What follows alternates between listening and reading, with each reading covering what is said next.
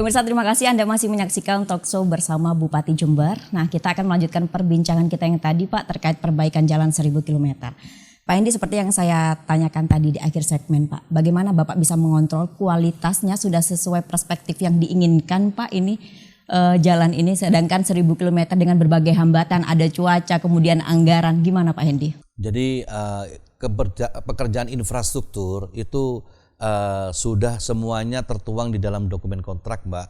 Jadi ke teman-teman mitra kerja itu mereka sudah tahu bahwa di dalam dokumen kontrak itu ada spesifikasi teknisnya, ada di situ ada komposisinya, berapa kualitas dari kualitas jalan aspalnya sendiri seperti apa, dan juga sistem pengujiannya juga ada di situ ya.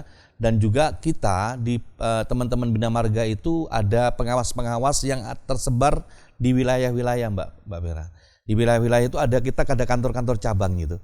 Kantor-kantor perwakilan itu yang di situ tempatnya para pengawas-pengawas, para pengamat-pengamat. Jadi pengamat-pengamat itulah yang akan membantu mengecek kualitas dari para teman-teman kontraktor yang sedang melakukan pekerjaan. Satu. Yang kedua, tetap di akhir ujungnya bahwa setiap pekerjaan itu ada serah terima, Mbak.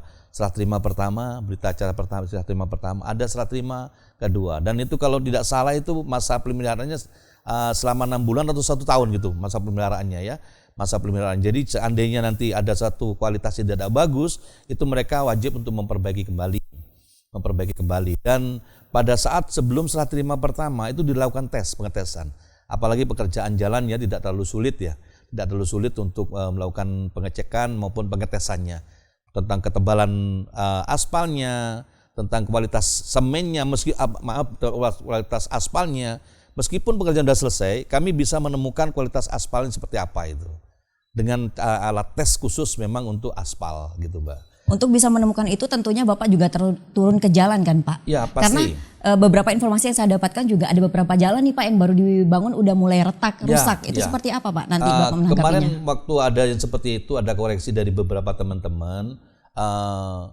Saya sampaikan kenapa seperti ini, begitu dicek di lapangan ternyata ini ada satu kesalahan, ada satu terburu-buru di dalam pelaksanaan pekerjaan, coating tanah aspal yang awal itu belum lengket betul, sudah memburu kejar-kejaran sama hujan, langsung ditimpa dengan pekerjaan aspal yang baru. Jadi itu aspal itu terlalu mudah untuk pemeriksaannya. Nggak usah diawasin saja, saya bisa melihat itu, bahwa itu tidak benar saya bisa. Karena alatnya kita sudah lengkap ada semua di Jember ini, dan itu pasti terkoreksi. Kalau kita tidak bisa mengkoreksi, yang mengkoreksi adalah alam. Dan itu tidak bisa terlalu lama. Ya, jadi kalau struktur gedung itu koreksinya adalah keretakan nantinya, itu masanya cukup panjang sekitar 6, 7 bulan, 8 bulan nampak keretakan kalau jenis kejelekan. Tapi kalau jalan aspal nggak usah lama-lama, sebulan aja sudah wassalamualaikum, udah bubar semuanya. Dan saya menyampaikan kepada Kepala Dinas Bina Marga, sampaikan kepada seluruh teman-teman kontraktor, apabila nanti kerjaannya ini sampai tidak baik dan tidak sesuai dengan kualitas yang ada, saya perintahkan mereka untuk tidak dibayar. Diperintahkan dengan tidak dibayar. Untuk dibayar. Dan apabila itu tetap dibayar juga, nanti kami juga akan audit. Ada audit yang dari inspektorat, ada dari BPK untuk memeriksa itu. Apabila itu memang tidak bagus, ada satu keteledoran, ya saya suruh mengembalikan. Meskipun sudah jadi semuanya. Meskipun sudah jadi semua. Ini menarik sih Pak, karena Jember punya bupati yang insinyur, teknik sipil ya Pak ya. Jadi hanya dengan melihat aja Bapak sudah bisa tahu nih spesifikasi aspal. Tapi tadi Pak ada poin terburu-buru itu Pak. Sampai akhirnya kita bisa dibilang kecolongan ya Pak terkait terburu-buru. Ditargetkan Mei 2002. Bagaimana nih Pak Bapak memilih rekanan kontraktor itu untuk bisa memastikan bahwa pekerjaan ini sesuai target dan sesuai spesifikasi itu Pak? Yang jelas di dalam pengadaan barang dan jasa itu di situ sudah dipersyaratkan semua. Dari experience, faktor pengalaman, dari kemampuan keuangan maupun equipment peralatan yang ada maupun SDM yang mereka miliki. Di situ bisa diuji Mbak di awal pengalaman-pengalaman seperti apa. Kita tetap aspek legalnya untuk menentukan satu kontraktor, legalnya harus jelas dulu. Kalau legalnya jelas mereka diizinkan untuk menawar. Tapi belum belum menyatakan bahwa ini menggaranti bahwa itu bagus, tapi ini start awal untuk pintu masuk untuk mereka bisa ikut tender, dan begitu menang tetap faktor pengawasan menjadi utama. Nah, yang paling penting lagi gini, di Jember ini sepertinya masih belum kolaborasinya belum jalan ini, menurut saya belum jalan nih Mbak Feran ya. Yang seperti apa itu Pak? Edukasi terhadap jalan ini. Jadi jalan itu dibangun dengan kemampuan anggaran yang ada, ya.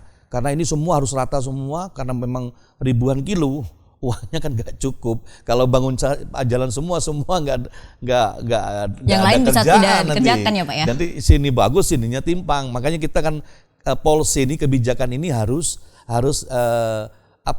mana yang menjadi prioritas utama dulu itu kasih, tapi yang lain tetap tidak ditinggalkan, karena nanti kalau ditinggalkan untuk next tahun keduanya ini nggak terpelihara dengan bagus, menjadi problem. Dan balik ke masyarakat sekitar, jalan yang dibangun, harapan kami seluruh masyarakat maupun Pak Kades ya, Pak Lurah atau Pak Camat itu bisa memberikan edukasi, dan harapan kami juga dari teman-teman Dewan ada kolaborasi, menyampaikan kepada warga sekitar yang sudah jalannya itu kan, teman-teman Dewan kan wakil dari rakyat ya, iya, wakil dari rakyat yang bisa menyampaikan, Pak ini jalan ini kelas 2, ini jalan ini kelas 1. Artinya apa? Tingkat kekuatan jalan itu ada kelas jalannya. Tapi kalau kelas jalannya itu dilanggar dengan angkutan transportasi yang namanya truk yang overload, meskipun mutunya bagus tapi kelasnya kelas 2 dengan mutu yang bagus rusak juga. Karena yang namanya aspal itu ada elastisitas, Mbak. Jam 10 sampai jam 1 siang itu elastisitas jalan mulai bergerak. Itu karena panas. Begitu angkutan berat melewat ya, di posisi letak yang sama itu akan menjadi cowakan. Begitu menjadi tidak merata, menjadi cowakan, hujan menjadi kantong air. Kalau sudah menjadi kantong air, ini musuh utamanya aspal, air. Karena aspal tidak rongganya ada rongga pori-porinya, masuk di situ. Begitu dihajar truk lagi rusak. Nah, kalau sudah rusak kami harus maintenance lagi. Harusnya jalan itu maksimal kekuatannya 3 tahun. Setelah 3 tahun maintenance lagi. Tapi kalau tidak terpelihara, tidak terjaga dengan baik, tidak sama-sama ngejaga ini, tidak sama-sama ngejaga, mengedukasi, itu setahun wassalamualaikum lagi, rusak lagi. Kita harus perbaiki ulang, uang negara lagi masuk lagi, uang rakyat notabene itu pajak-pajak itu masuk untuk bayar jalan lagi. Makanya perlulah yang namanya kolaborasi antara eksekutif kami yang perawatan bagian perawat itu maupun dari teman-teman dewan maupun dari masyarakatnya sendiri. Gitu. Kolaborasi, kemudian ada edukasi juga kepada masyarakat ya Pak ya, untuk ikut turut apa ya Pak istilahnya juga maintenance ya Pak ya terhadap apa yang sudah dibangun nih oleh pemerintah seperti itu. Pak Hendy, saya ingin tahu nih sebenarnya titik-titik mana saja sih yang menjadi prioritas untuk perbaikan jalan. Tapi sabar Pak. Sepertinya sudah tidak sabar. Sudah mau naik nih. Kita akan jeda dulu ya Pak ya, pemirsa jangan kemana-mana. Saat lagi kita akan kembali.